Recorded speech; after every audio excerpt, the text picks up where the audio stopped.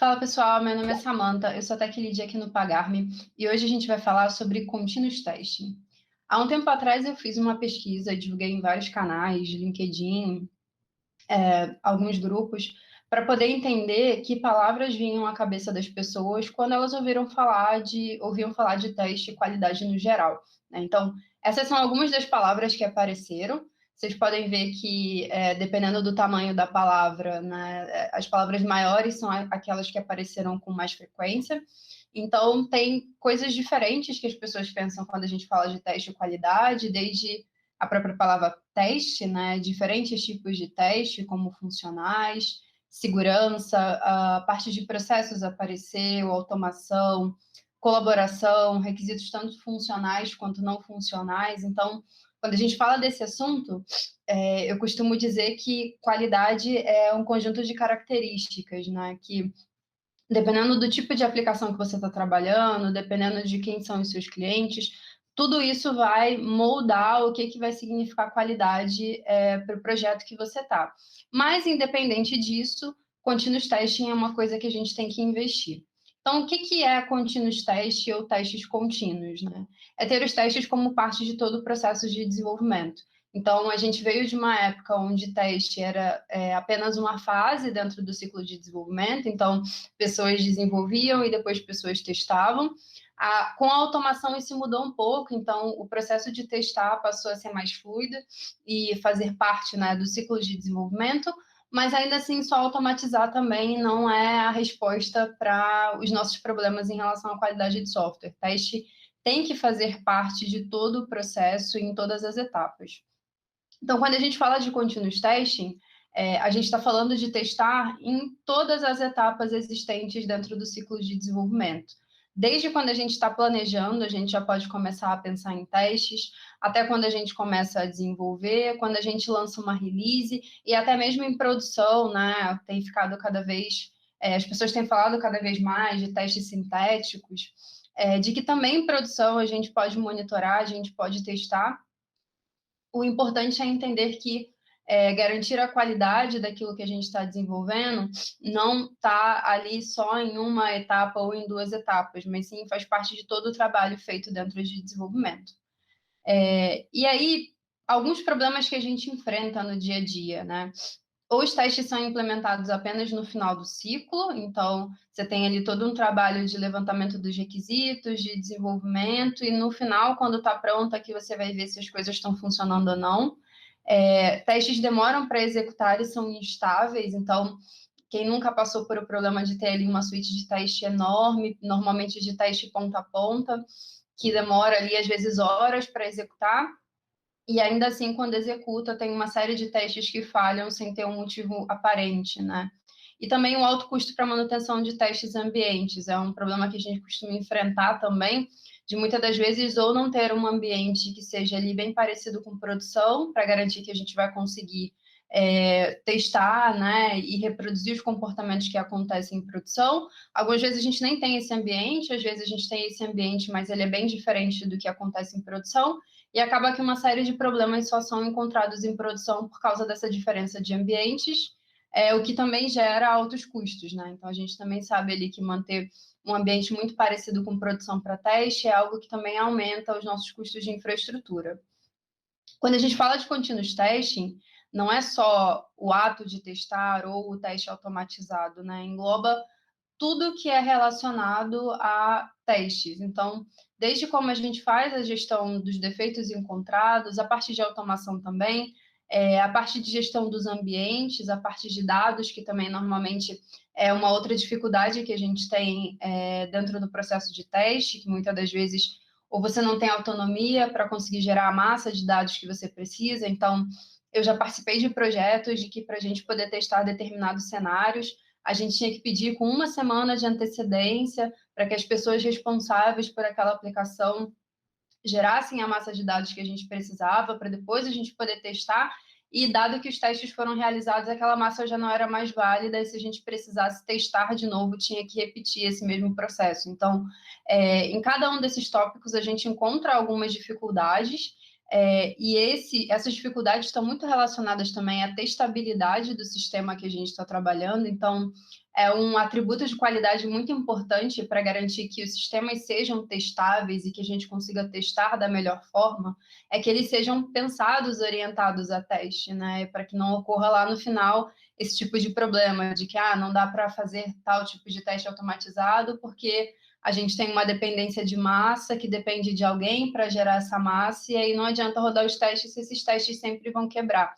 Então, quando a gente fala de continuous testing, a gente está falando de abordar todos esses tópicos e conseguir garantir que os nossos testes vão ser confiáveis, vão realmente trazer valor e que a gente vai ter autonomia de conseguir fazer todo esse processo.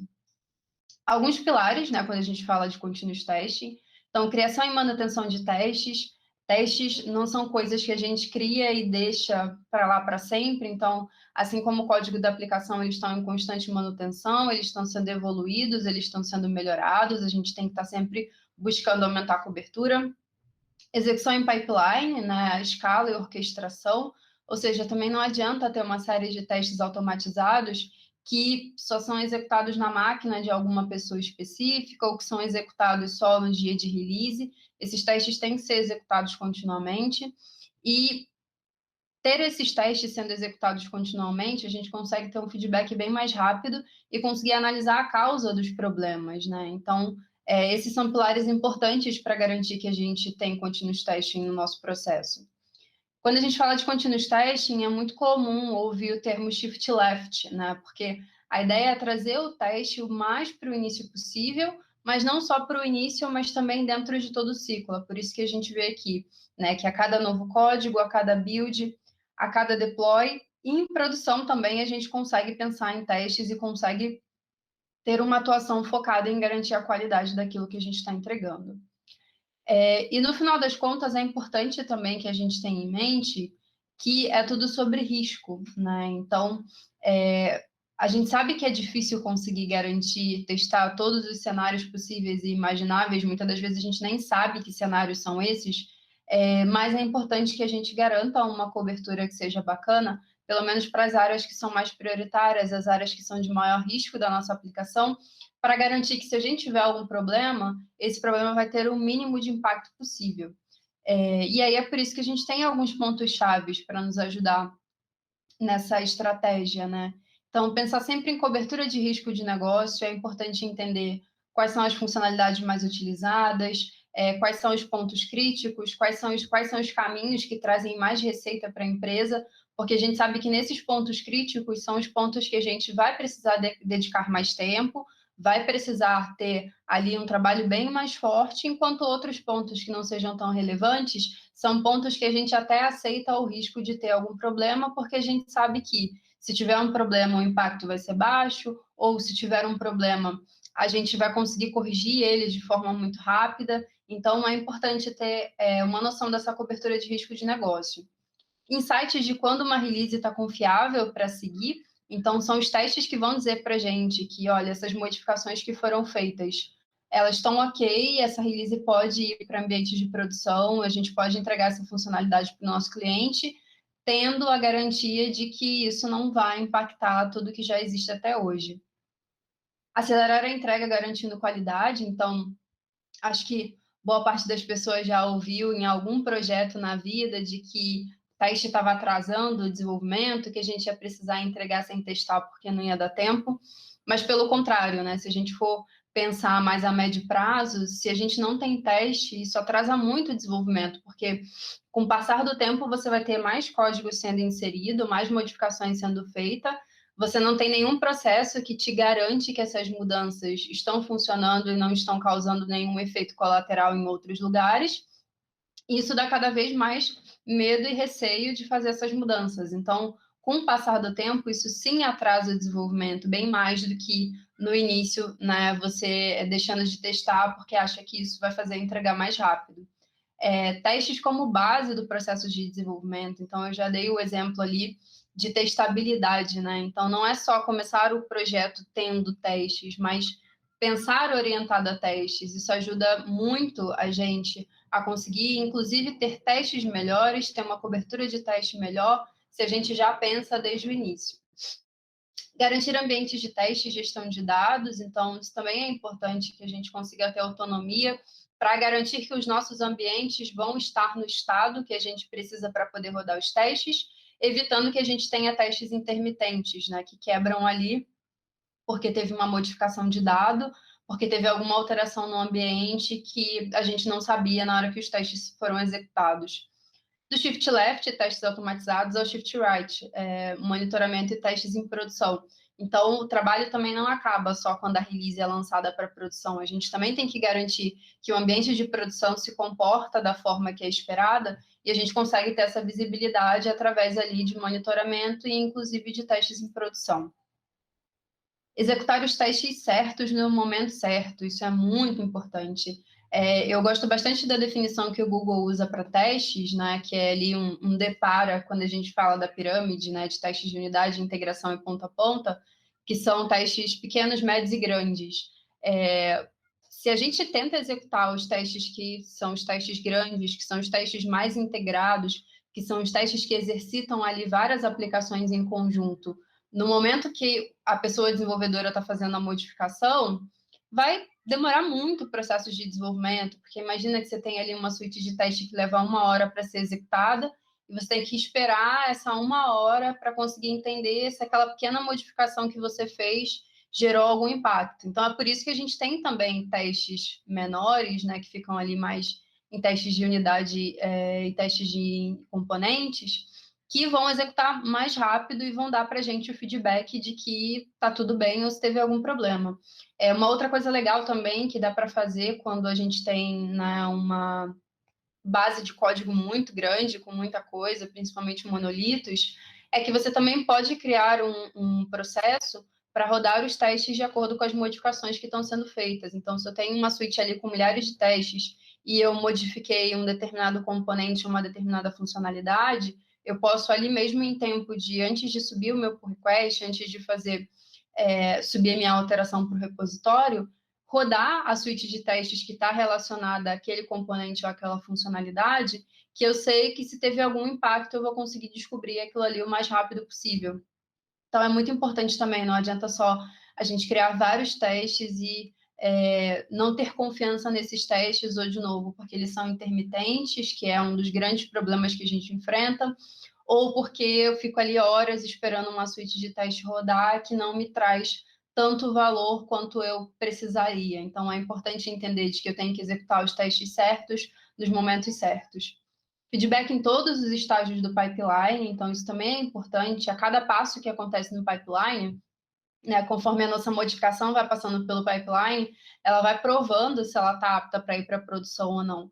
E se qualquer parte do pipeline quebrar, significa que aquela, né, modificação não está pronta para ir para a produção e a gente tem que voltar e tem que melhorar ou tem que corrigir. Então, é bem importante que a gente tenha não só testes, mas o máximo de validações automatizadas que a gente possa fazer. Então, seja análise estática de código, sejam validações de segurança, sejam validações de desempenho, performance. Então, quanto mais a gente conseguir automatizar essas validações, mais o nosso pipeline vai nos dar a garantia de que aquela modificação realmente está apta para ir para a produção.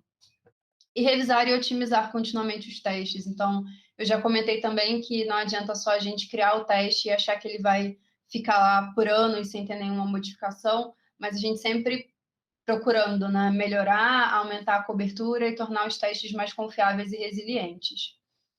E aí, uma outra coisa que é muito importante nesse trabalho e que ajuda a entender se a nossa estratégia está funcionando ou não, é conseguir fazer o acompanhamento através de métricas. Então, são as métricas que vão dizer para a gente se todo esse trabalho, se toda a nossa estratégia de testes contínuos, ela realmente está trazendo valor ou não. Porque, de novo, pode acontecer que a gente tenha milhares de testes, mas todo dia continue tendo os mesmos incidentes em produção. Então, significa que aqueles testes que a gente tem ou não estão sendo suficientes ou precisam de alguma melhoria para garantir que a gente tenha um ambiente mais estável em produção. Então, algumas métricas que ajudam a gente a refinar esse processo, né? Porcentagem de testes instáveis, então, de toda a nossa suíte de teste, quantos testes são intermitentes ou instáveis, que 1 hora quebram, outra hora passam? Normalmente é ou um problema da própria construção do teste, ou esse teste está fazendo coisas demais e acessando componentes demais, usando aplicações demais que você não controla, então, às vezes ali é um serviço externo que está fora e seu teste vai quebrar. Não é porque a sua aplicação tem um problema, é porque um serviço externo que você não controla está fora. Ou pode ser ter um problema de infraestrutura em relação ao ambiente que você executa o teste. Então, é importante conseguir ter esse acompanhamento para que a gente consiga planejar como a gente melhora e torna os testes mais confiáveis. Cobertura de teste também é uma métrica interessante, mas eu gosto sempre de lembrar que a cobertura de teste sozinha, ela não é, né, de tudo o que a gente deveria focar, porque a gente sabe que a cobertura de teste, ela valida ali se eu tenho testes passando por aqueles caminhos, mas não necessariamente se os meus testes são efetivos, se eles estão realmente cobrindo regras de negócio que fazem sentido. Então, até para complementar isso, a gente tem testes de mutação, que são os testes que vão ajudar a garantir a efetividade, e aí você consegue, então, ter visibilidade da cobertura de testes e da cobertura de mutação que te traz a efetividade dos seus testes. Tempo de execução, então, suítes de teste que demoram muito tempo para executar acabam sendo deixadas de lado porque atrapalham o processo de entrega. Então, também é importante entender quais são os testes mais lentos e identificar por que esses testes são tão lentos e o que a gente pode fazer para melhorar. Defeitos detectados pelos testes é uma métrica também que traz para a gente a visibilidade de que, nossa, os meus testes realmente estão pegando problemas. Change fail rate e frequência de deploy, eu acho que são métricas que andam bem em conjunto. Eu gosto sempre de dar um exemplo de que, assim como a cobertura de testes sozinha, a frequência de deploy sozinha também não é uma métrica que traz tanto insumo para a gente, porque a gente pode fazer ali 20 deploys por dia, sendo que um deploy foi de nova feature e 19 deploys de bug fix, porque a gente introduziu um problema em produção e teve que ficar fazendo vários deploys para conseguir corrigir. Então, por isso que o change fail rate anda em conjunto, porque é o que vai dizer para a gente, dessas 20 modificações que você fez hoje em produção, quantas modificações tiveram falha? E aí a ideia é que esse número seja o menor possível. Então, não adianta a gente fazer vários deploys se todos esses deploys introduzem alguma falha que precisa de correção. É importante que a gente faça as modificações e essas modificações em produção sejam feitas com sucesso. Lead time e cycle time também são métricas importantes que ajudam a gente a ter a visibilidade, né, ali do fluxo de entrega e se a gente tem continuous testing, a ideia é que a gente consiga otimizar mais ainda o nosso processo de entrega, porque todas as modificações que a gente faz vão passar por uma série de validações, essas validações vão trazer feedback para a gente de que as coisas estão funcionando ou não, e o time não tem que ficar se preocupando em fazer vários testes manuais, não tem que ficar se preocupando ali que uma determinada implementação vai causar um impacto ali em outra funcionalidade. Então, isso também ajuda a gente a melhorar a eficiência das nossas entregas. Eu trouxe aqui algumas referências também sobre esse assunto. Na descrição do vídeo vai ficar o link desses slides, então quem quiser saber mais sobre esse assunto, a ideia era só fazer uma introdução mesmo. E não deixem de seguir a gente, seguir o nosso canal, se inscrever no nosso canal aqui no YouTube, seguir a gente nas redes sociais, tem o Twitter do Pagar.me Tech, tem o Instagram do Pagar.me, no LinkedIn.